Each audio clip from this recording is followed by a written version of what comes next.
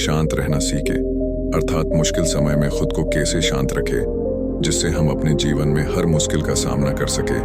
तो चलिए इस वीडियो में मैं आपको महात्मा गौतम बुद्ध के विचारों से आपको जिंदगी जीने का नए नए तरीके से बुद्ध के अनमोल विचार प्रदान करता हूँ। किसी को सलाह देना बहुत आसान है पर अमल करना बहुत मुश्किल।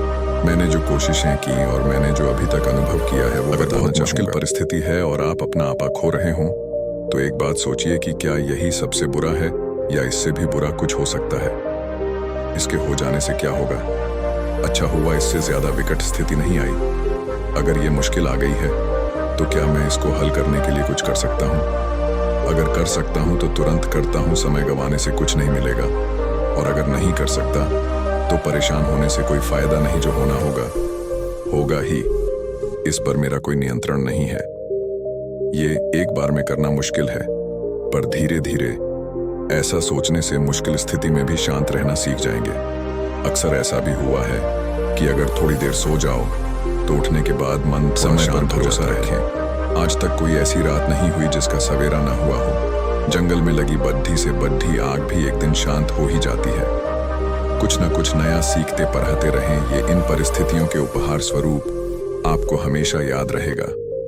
आत्मचिंतन मनन करने का यही समय होता है, क्योंकि जब दरवाजे खुलने लगेंगे तो गंभीर परिस्थितियां दुख के समय आती है, जब हम अपने आप को अकेला, परेशान तथा सबसे ज्यादा दुखी पाते हैं। इस तनाव व चिंता की स्थिति में हर इंसान का समझने का तरीका अलग होता है।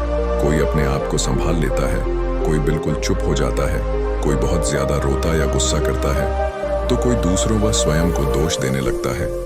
ऐसी गंभीर परिस्थिति में सबसे ज्यादा जरूरी है अपने मन को समझाना, और ये केवल हम स्वयं ही कर सकते हैं। इसके लिए हमें अपने मन को समझाना चाहिए कि इस गंभीर परिस्थिति में सबसे ज्यादा जरूरी क्या है। जैसे अगर हमने किसी अपने को खोया है तो अपने मन को समझाना पड़ेगा कि यही जीवन की रीत है, जो आया है उसे जाना ही है, एक दिन सबको जाना है। हमें भी गंभीर परिस्थिति में केवल इसी प्रकार अपने मन को समझाकर हम स्थिर और शांत रह सकते हैं तथा अपने आप को जिंदगी के डिप्रेशन में जाने से रोक सकते हैं। स्टैलोन का जीवन बहुत कठिनाइयों और मुश्किल से भरा था। स्टैलोन का बचपन सिर्फ अपनी माँ के साथ गुजरा, जो कि एक डिवोर्सी थी। स्कूल में कुछ अच्छा न कर पाने के कारण उसकी माँ ने 16 साल उम्र में ही काम पर लगा दिया था। मगर स्टैलोन ने ग्रेजुएशन तक पढ़ाई बाद में काम के साथ साथ पूरी की। एक मुद्दा ऐसा भी आया कि स्टैलोन ने अपनी पत्नी के गहने तक चुरा लिए थे। यही वो दौर था जब स्टैलोन को उनकी पत्नी ने भी छोड़ दिया था। स्टैलोन एक बार फिर सडेच्क पर आ गया। उनके पास सिर्फ एक बुटकुस नाम का कुत्ता रह गया था जिससे वो बहुत प्यार करते थे। स्टैलोन सडेच्कों पर जब अपनी जिंदगी गुजार रहे थे तब सभी दोस्तों तक ने किनारा कर लिया, मगर यही कुत्ता उनका सबसे अच्छा साथी बना रहा, जो कभी भी उन्हें छोड़ दिए छिन नहीं गया।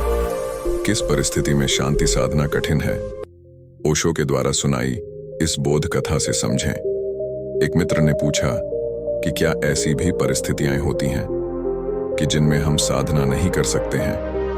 मैं ऐसी एक भी परिस्थिति नहीं जानता हूं और कल्पना भी नहीं कर पाता हूं कि जिसमें साधना न की जा सके।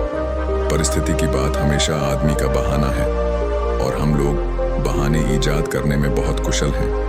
जो हमें नहीं करना होता है उसके लिए हम हमेशा बहाना ईजाद कर लेते हैं। एक मंदिर बन रहा था।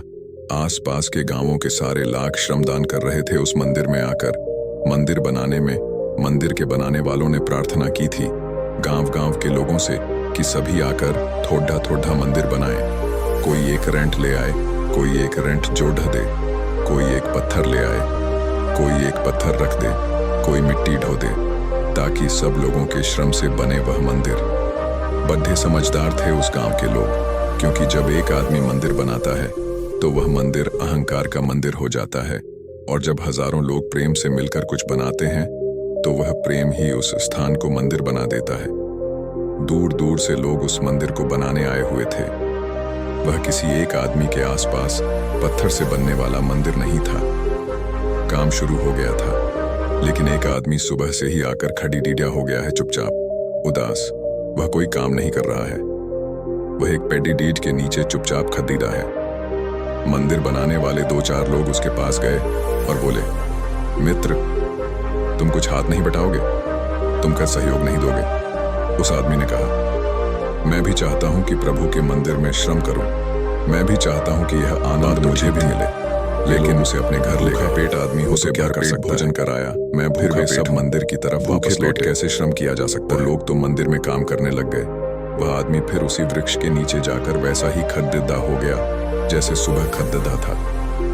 थोड़ी देर बाद उन्होंने देखा कि वह फिर उदास वहीं खड्डेदा था। उसने एक पत्थर उठाया है, न एक रेंट उठाई है। वे फिर उसके पास गए।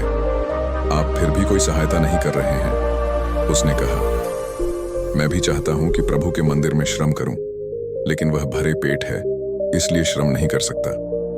अब यह आदमी कब श्रम करेगा? कोई इसलिए साधना नहीं कर पाता कि गरीब है, कोई इसलिए साधना नहीं कर पाता कि अमीर है, कोई इसलिए साधना की तरफ नहीं जा पाता है कि पेट खाली है, कोई कहता है कि पेट भरा है, इसलिए हम उस ओर नहीं जा पाते। मुझे हर परिस्थिति के लोग मिलते हैं और मैंने पाया कि वे सब लोग कहते हैं कि हमारी परिस्थिति ही ऐसी है कि हम कुछ करने में समर्थ नहीं है। अब तक मुझे एक भी ऐसा आदमी नहीं मिला है जिसने यह कहा हो कि मेरी परिस्थितियां असली कारण नहीं है। असली कारण जो हम नहीं करना चाहते हैं, उसके लिए हमेशा जस्टिफिकेशन, उसके लिए हमेशा ही न्यायमुक्त कारण खोज लेते हैं और निश्चिंत हो जाते हैं। ऐसी कौन सी परिस्थिति है जिसमें आदमी प्रेम पूर्ण न हो सके? ऐसी कौन सी परिस्थिति है जिसमें आदमी थोड़ी देर के लिए मौन और शांति में प्रविष्ट न हो सके? हर स्थिति में, हर परिस्थिति में वह होना चाहे तो बिल्कुल हो सकता है।